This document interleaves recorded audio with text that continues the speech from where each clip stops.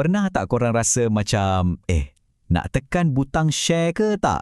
Jari tu dah ready dah atas skrin, tapi ada satu suara kecil dalam hati suruh berhenti.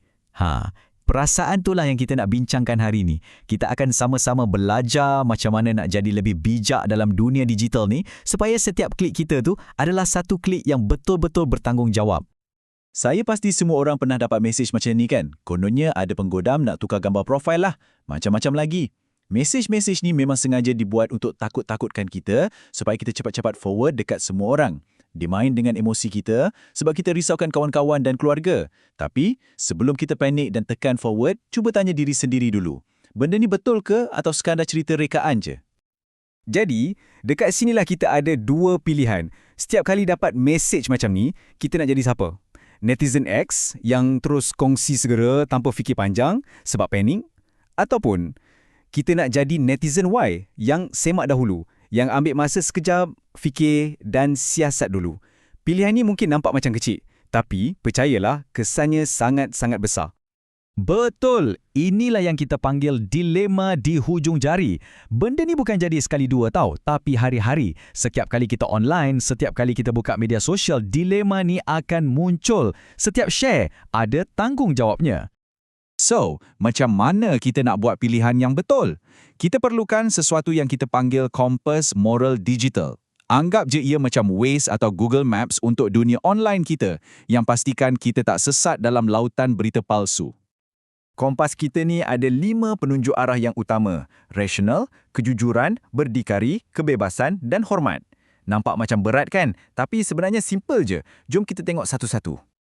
Okey, yang pertama, rasional. Maksudnya, kita guna akal fikiran, bukan emosi semata-mata. Ingat mesej viral tadi? Emosi kita terus nak suruh sebarkan. Tapi kalau kita rasional, kita akan tanya, mana bukti? Betul tak ada kes macam ni jadi? Fikir dulu, baru bertindak.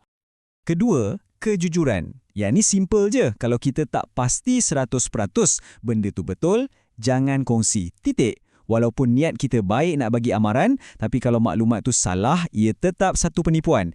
Jadi jujurlah pada diri sendiri dan orang lain. Ketiga, berdikari. Maksudnya, jangan jadi pak turut. Jangan percaya bulat-bulat walaupun mesej tu datang dari grup keluarga. Kita kena rajin sikit. Ambil inisiatif, Google sekejap, periksa dekat laman web yang sahih. Jadilah detektif digital untuk diri sendiri. Keempat, kebebasan. Memang betul, kita bebas nak cakap apa, nak kongsi apa, tapi kebebasan kita ada hadnya. Kebebasan kita berhenti di mana ia mula memudaratkan orang lain atau melanggar undang-undang. Ingat tu? Dan yang terakhir, hormat. Hormat ni bukan sahaja pada orang, tapi juga pada kebenaran. Bila kita tak sebarkan benda yang tak sahih, kita sebenarnya sedang menghormati kawan-kawan online kita dengan tak sampahkan news feed dorang. Senang kan? Okey, kita dah ada kompas. Sekarang jom kita tengok peta pula. Ini dia, panduan etika maklumat. Beberapa langkah praktikal yang kita semua boleh guna. Paling penting, tengok dari mana sumber tu datang. Kalau dari laporan rasmi, kenyataan kerajaan atau laman berita yang memang kita tahu boleh dipercayai, itu bagus. Tapi kalau sumbernya cuma forwarded as received dari WhatsApp, baik kita berhati-hati. Kena selalu cari sumber yang asal. Jadi, sebelum jari itu tekan butang share, cuba jadikan ini sebagai senarai semak. Tanya diri sendiri, aku dah sahkan ke belum? Siapa sumber asal dia? Benda ni sensitif tak? Boleh buat orang bergaduh tak? Kalau ada satu pun jawapan yang meragukan, pilihan terbaik bukanlah kongsi, tapi padam. Apa jadi kalau kita abaikan semua ni? Di sinilah datangnya ancaman maklumat palsu. Satu klik yang nampak remeh tu boleh jadi macam kita baling batu kecil ke dalam tasik yang tenang. Riak airnya akan merebak ke mana-mana. Dan riak yang pertama sekali akan kena pada kita sendiri dulu.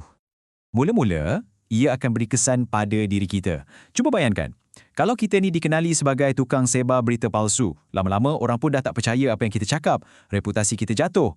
Paling teruk, kalau perkongsian kita tu melanggar undang-undang, kita sendiri yang boleh kena tindakan. Tapi riak air itu tak berhenti dekat kita. Ia akan terus merebak dan menghentam masyarakat sekeliling. Contohnya, satu berita palsu tentang isu perkauman boleh buat satu taman perumahan jadi huru-hara. Jiran yang dulu elok bertegur sapa, sekarang dah mula pandang serong. Perpaduan yang kita bina bertahun-tahun boleh retak sekelip mata. Dan kalau kita tengok pada skala yang lebih besar, riak tu mampu menggoncang seluruh negara. Bayangkan kalau fitnah tentang ekonomi negara kita jadi tular sampai ke peringkat antarabangsa. Pelabur luar mungkin takut nak datang. Imej negara kita tercalar, kestabilan yang kita ada ni boleh tergugat. Semuanya berpunca daripada satu share yang tak bertanggungjawab. Inilah sebabnya kenapa isu ni sangat penting. Ia bukan lagi soal individu.